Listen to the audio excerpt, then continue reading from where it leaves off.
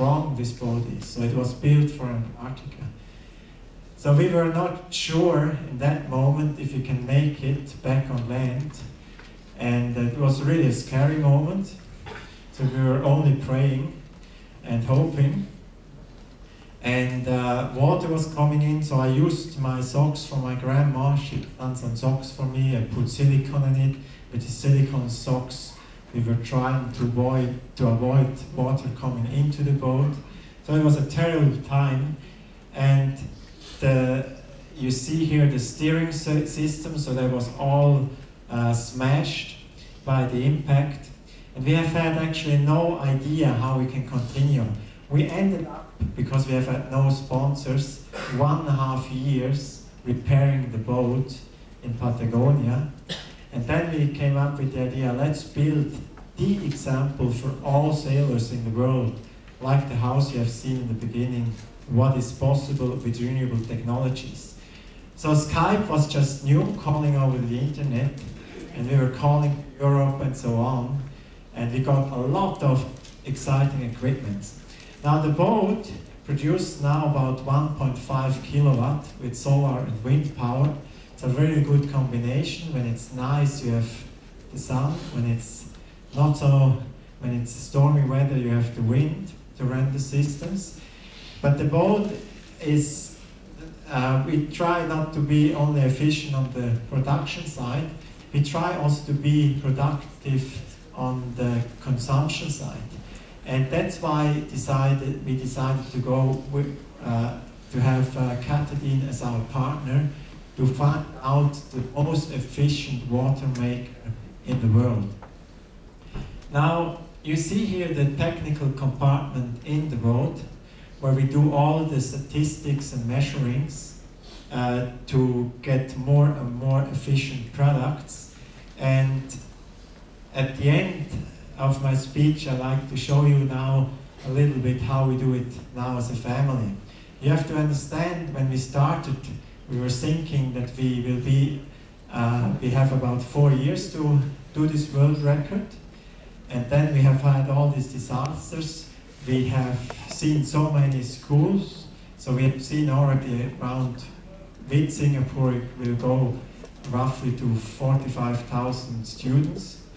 So when we have been in Patagonia, we were thinking, okay, what we do with family, because I think it goes a little bit longer. Shall we just stop, go back and start a family? But after all this struggling, we decided, just before we do that, let's try with children. And we have, because of the damage we have had also heaps of time to make children. And that was actually the best decision we made. And it was very interesting when I met once a butcher Indian in Chile, in Patagonia.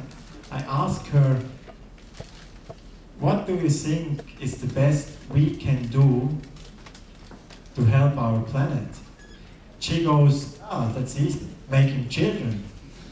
Okay.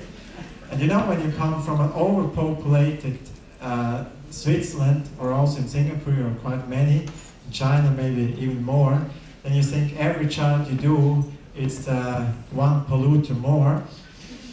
So I asked her, why do you think making children makes a difference to the world? And she said, look, when you have your own children, then the future of our planet is very important, so you care more. And maybe she's right. So you see here how we live. That's where our sink in the kitchen, and the biggest concern is that they get washed overboard, so that's why we connect them when they're out on deck. When it's getting a little bit more windy and the parents has to be on deck, we hang up the children.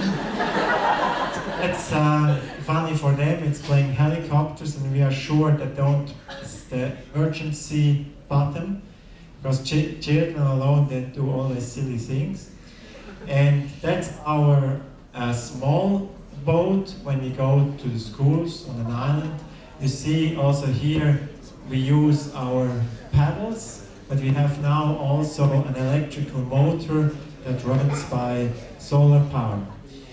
Now, in all this, in these places we have been, it was really interesting to see also old technology that's just up to date now. One example I like to share with you today, it was in Vanuatu, maybe 2 generations ago, they were eating each other, and I was thinking, okay, let's see what we found there.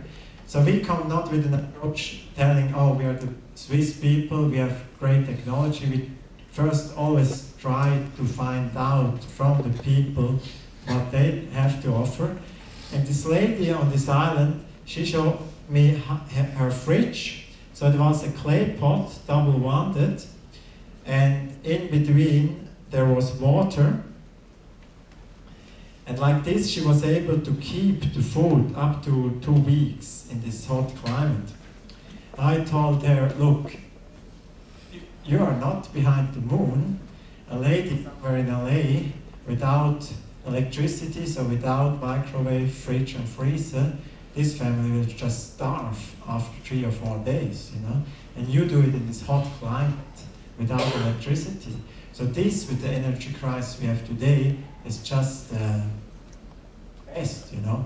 So I think also a lot of old technologies we can use. So in the schools we do a lot of workshops on the islands. There is a lot of investment in solar. Unfortunately, the people, like here in Tonga, they have great solar panels, great batteries, but they don't teach them how to maintain the batteries. So here we gave them some multimeters and some ideas how they can maintain the batteries, and then the lifetime of our battery is much bigger. Now in the schools, I told you about this drawing contest, and we have for you today a very nice announcement to make. The Swiss government, with some sponsors, they will fund an expedition next year in August in the Swiss Alps, where you go on the glaciers, climbing, sailing, you push bike and use public transport, so like on the real top-to-top expedition. And you go to the most exciting places regarding to good technology, research, and global change. So we go on glacier and study the glaciers and so on. So how you can participate in that to get a free ticket to Switzerland? It's quite easy. When you go out, you see the poster. What you have to do, you have to write at least 4 pages